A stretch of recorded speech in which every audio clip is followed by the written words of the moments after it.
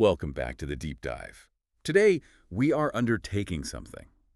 Well, it's a fascinating, almost forensic investigation into a digital music project.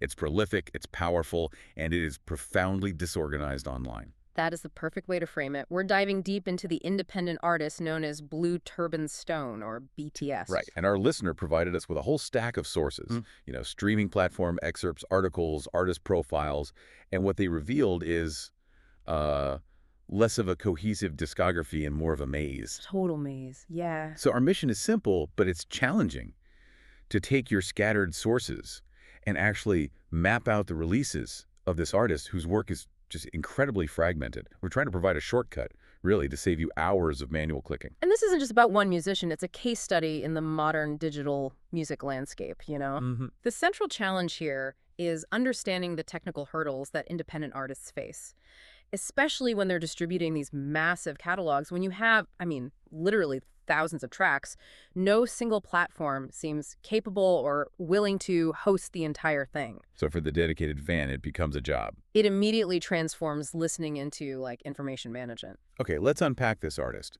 because Blue Turban Stone is. It's a project of massive scale and pretty surprising ambition. It is, quite literally, a one-person production machine. The core identity here is genuinely fascinating. The man behind the music is Mark Wood, and he's operating primarily out of Kailua Kona, Hawaii. Right. And that location, it paints a certain picture, but the music itself really determines the aesthetic. It really does. Based on the tags and descriptions in the sources, we're looking at a signature sound that is a really deeply layered blend of psychedelic, funk, soul, and rock elements. It's consistently referred to with these trippy aesthetics, which suggests the music is designed for, an immersive, almost altered listening experience. But here is where the technical difficulty meets the artistic ambition. This is strictly a one-man band concept. Mark Wood is credited as the sole performer on every single instrument listed. Everything. Everything. Vocals, bass guitar, lead guitars, and drums. Just think about the sheer technical discipline required to record and produce multi-layered funk and rock tracks at this volume entirely by yourself. That level of solo mastery is impressive enough, but producing over 1,000 songs, and we'll get to that number in a moment, at that caliber, Yeah, it makes you wonder about the drive behind it all. it does. And here's where it gets really interesting. This is where we connect this deep psychedelic funk to a vision that is, well, it's far larger than just music. Yeah, we have to talk about the unexpected affiliation that we found in the sources. The BTS project is part of the Wood Brothers Music Group. Okay. And critically, this group is also noted for having launched what they claim is the world's first internet-based coalition dedicated to the formation of a United States of Africa. It cites the UnitedStatesAfrica.com reference directly. That creates such a fascinating juxtaposition. You have this island-based, intensely personal, multi-instrumental psychedelic soundscape linked explicitly to a profound global geopolitical ambition. It suggests that the trippy aesthetics are not just recreational. They might be fundamentally connected to the artist's sociopolitical vision. Exactly. When psychedelic and funk music collide with political ideas, the art often becomes a platform for revolutionary thought, challenging conventional structure. Right. And that vision, that expansive thinking, is reflected in the sheer volume of the work itself. According to the Reverb Nation overview that was in your source materials, Mark Wood has published over 1,400 songs. 1,400. That number is just staggering. It demands a moment of reflection. For context, if you listen to one of those songs every single day, it would take you nearly 4 years to get through the catalog once. It's an astronomical body of work, and the fact that one person created it all is almost unbelievable, but that volume should paradoxically make it easy to find a list, shouldn't it? It should. Which begs the question, why is this catalog so messy? And that takes us directly into the core dilemma of independent digital distribution. Despite the 1,400-plus songs, a single, clear, published, full discography list it doesn't exist in one place online. This is the curse of the digital era, then. It's the curse, or, maybe it's a strategic choice. Let's talk about why this happens on the technical side. Artists like Mark Wood often rely on digital aggregators to push their music out to Spotify, Apple, Amazon, and Boomplay. And these services, they all ingest and process that metadata differently. Precisely. So if Mark Wood uploads a suite of 12 tracks, right, The aggregator might send those out as 12 separate single releases over 12 weeks just to maximize presence on New Music Friday playlists. So Spotify lists them all individually under singles and EPs. Right, while an older platform might try to group them conceptually, the result is just total fragmentation. So we have to ask, is this fragmentation a technical curse placed on the artist, or is it deliberate strategy? I mean, if you have 1,400 tracks, releasing them as a steady stream of singles definitely maximizes your visibility in the algorithm. That's the crucial point we need to consider. A traditional physical release forces an artist to edit down to a cohesive 40-minute album. Digital distribution, it removes that necessity entirely. Consistent releases mean consistent royalty payments. And perpetual playlist pitching opportunities. For a massively prolific artist, it becomes a volume game. We see that duality so clearly in the sources. We know there is one primary album explicitly referenced, Mushroom Revelation, which was released in 2022. But that is the exception that proves the rule. The vast overwhelming majority of his known releases, the bulk of the 1,400-plus tracks, are treated by the streaming services as standalone singles and EPs. The album format is basically sidelined. Completely sidelined by the distribution model. Okay, so we need to guide our listener through this chaos and map out where the specific content actually lives. If we're looking for the hits or the most visible tracks, where do we even start? We start with the major streaming services. So Spotify, Apple Music, Amazon Music, and Boomplay. These platforms consistently feature a set of core tracks, generally released in 2023, that kind of act as the project's digital anchors. And these are the titles that really showcase the range of subject matter, from the political to the playful. We're talking about tracks like Tears of Gaza, which immediately signals that vision we talked about. Yeah. And it's sitting right alongside titles like Pimpin' Larry. And that contrast is just so critical. We also find tracks like I'll Be Yo Scooby-Doo and Hafifa show up all the time. The titles themselves communicate the eclecticism of his approach. One moment he's addressing global conflicts, the next he's leaning into deep, humorous funk. Exactly. And The Last Days Said also pops up as a consistent anchor point, especially across regional services like Boomplay. What's fascinating here is how the fragmentation isn't just separating singles from albums. It's separating conceptual material from itself. It's a total mess for conceptual artists. Take, for example, the tracks on Spotify and Apple Music.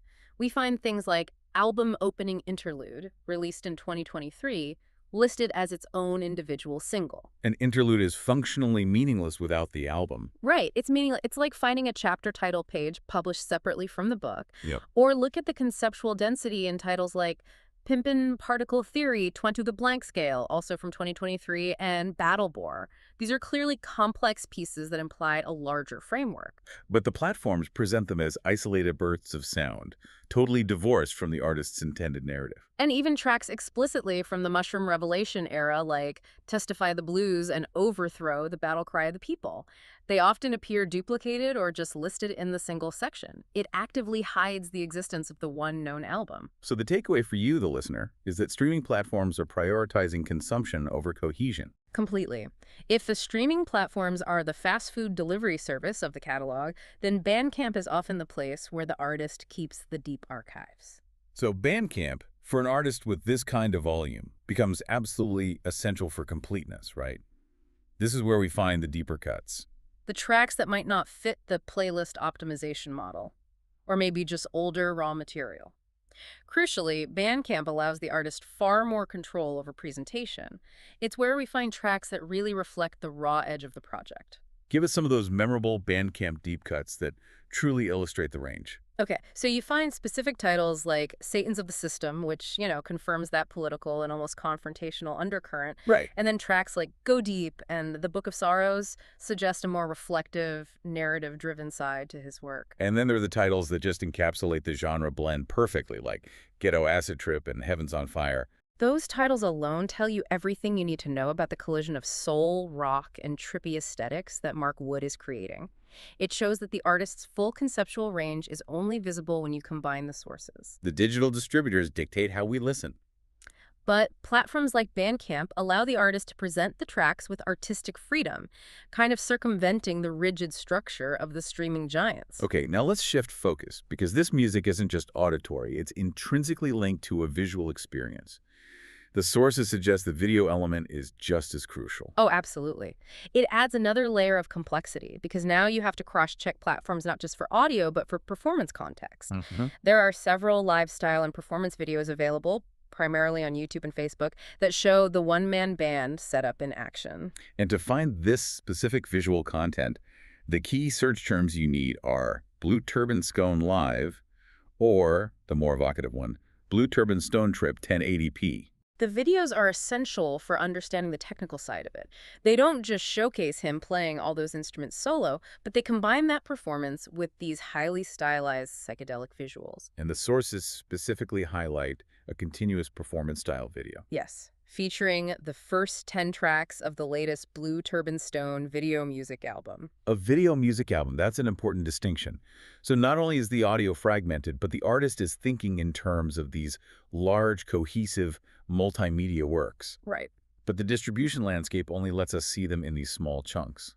It means the conceptual work is being actively disassembled by the platform structures. That's the real deep dive insight here.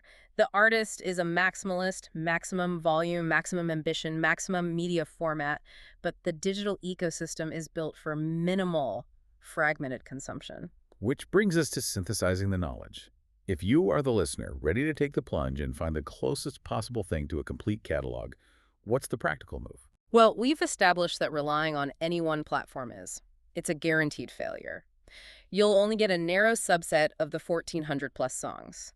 The practical step needed is just disciplined, manual cross-checking. You have to simultaneously open the Blue Turban Stone pages on Bandcamp, Spotify, Apple Music, and Reverb Nation, and then piece together the track lists yourself, maybe into a massive personal playlist. And you have to pay special attention to Reverb Nation, as that is the source claiming that all 1,400 plus of his songs are available through their platform. That suggests it holds the biggest deep archive, even if it's not conventionally structured. Which puts the labor of curating the catalog squarely on the shoulders of the fan. Exactly. And that leads to the crucial critical thinking takeaway here. When you're researching any prolific independent artist like Mark Wood, you must scan both the album section and the singles and EP sections on streaming platforms. In the digital era, the distinction is entirely blurred. What was intended as a grand conceptual movement might have been sliced into dozens of two-track mini-releases. Just for distribution efficiency. So what does this all mean? Our deep dive reveals that Mark Wood, the sole creative force behind Blue Turban Stone, is a massively prolific, multi-genre artist from Hawaii, with a body of work exceeding 1,400 songs, spanning psychedelic funk and rock, with a surprising and significant political vision. And this massive body of work is only truly discoverable through diligent, platform-specific research. It's a profound reflection of the challenge facing independent musicians today. The barrier to releasing music has never been lower. But the barrier for listeners to collect and understand the intended structure of that music has never been higher. You said it perfectly. Thank you for joining us on this investigative deep dive. We encourage you to start your own manual cross-check of Blue Turban Stone's compelling, complex catalog. And here's a final provocative thought to leave you with, building on the sources we examined. Given that digital platforms treat conceptual material like an album opening interlude and the Pimpin particle theory 12, the Planck scale, as isolated commercial singles, the real challenge for you is discerning the artist's intended flow versus the distributor's automated system. Does this hyperfragmentation ultimately help or hurt the discovery of Mark Wood's unique and vast psychedelic vision? Or is it simply the cost of such immense creative freedom? We'll see it on the next deep dive.